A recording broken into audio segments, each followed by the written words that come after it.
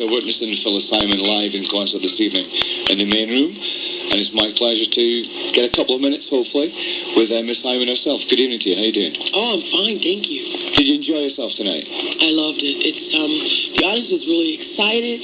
They really knew the music, and then at one point in the show, I decided to do requests.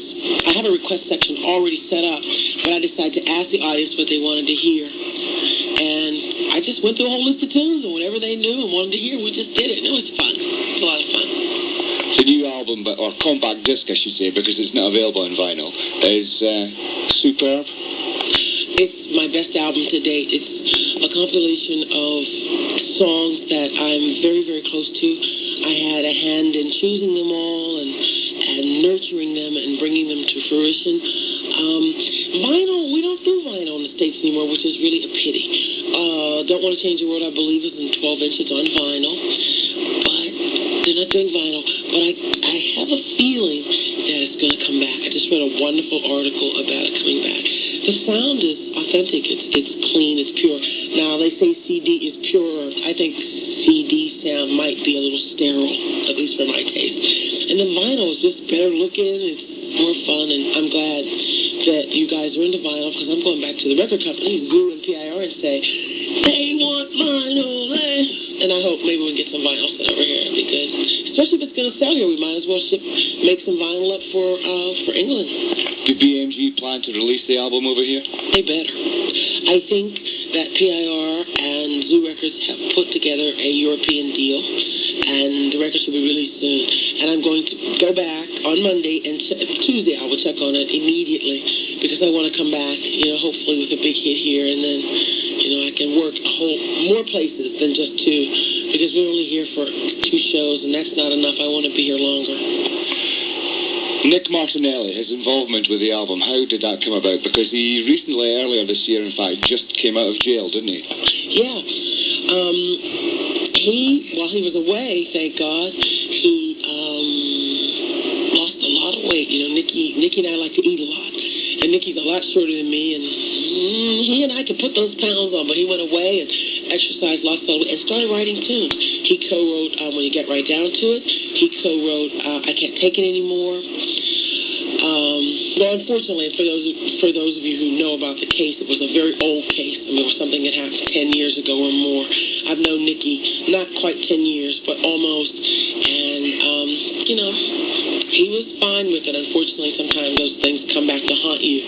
But he used his time wisely to write and to get more familiar with producing and himself as a human being. And he came out and gave me my hit record. I mean, he produced Don't Want to Change the World, my first #1 single ever in my life.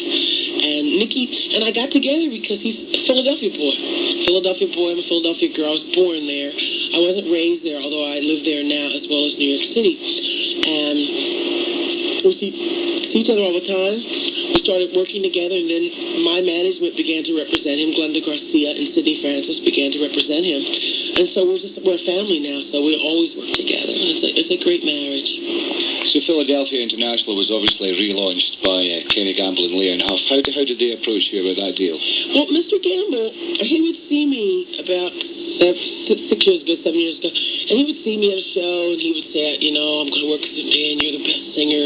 He would say really wonderful things to me, and I thought, he's just being polite, because, he's the greatest on the face of the earth in everything that he does. And I probably didn't take him seriously until it came closer to looking for a deal, and he was bidding very strongly, and most other companies weren't interested in me. I'm not a young girl. I'm not a very commercially viable girl singing what I'd consider some of it rather unintelligent music. It doesn't take a lot to sing some of the music that's out today. Some of it that has become hits. You don't need a lot of intelligence, a lot of musical talent to sing those songs. The talent comes from the producer's work and the arranger's work. The singers, I'm not so sure they have the talent at all, half of them. But in my case, you need a real singer to approach some of those songs. You need a real actress to put them across live. And Kenny Gamble, he always believed in me, so he signed me, and then we went to look for distributors. And of course, the first one was Manhattan, and then we had Zoo Records, which is the best in the world. nobody compares to Zoo for what they've done with us. They've been great. Before this deal, I'd never actually heard of Zoo, but with this contract that you now have, will you still be allowed to go and do outside work like last year, Laurie Liston Smith, Grover Washington?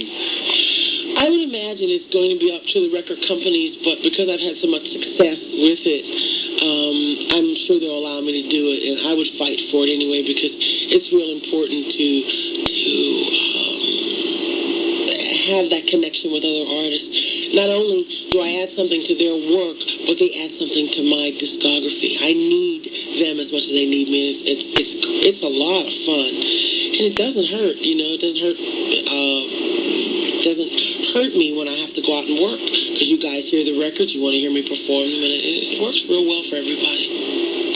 This evening, you omitted from your set my favourite track off the new compact disc, When I Give My Love This Time. When I give my love this time, I'm gonna make it last forevermore. And when I give my love this time, I forget the rest of the words. I promise to do it next time. No more mistakes. That's my resolution. Hey, we could sing that all night. Thank you very much, Miss Phyllis Hyman. Very welcome. Thank you. Thanks.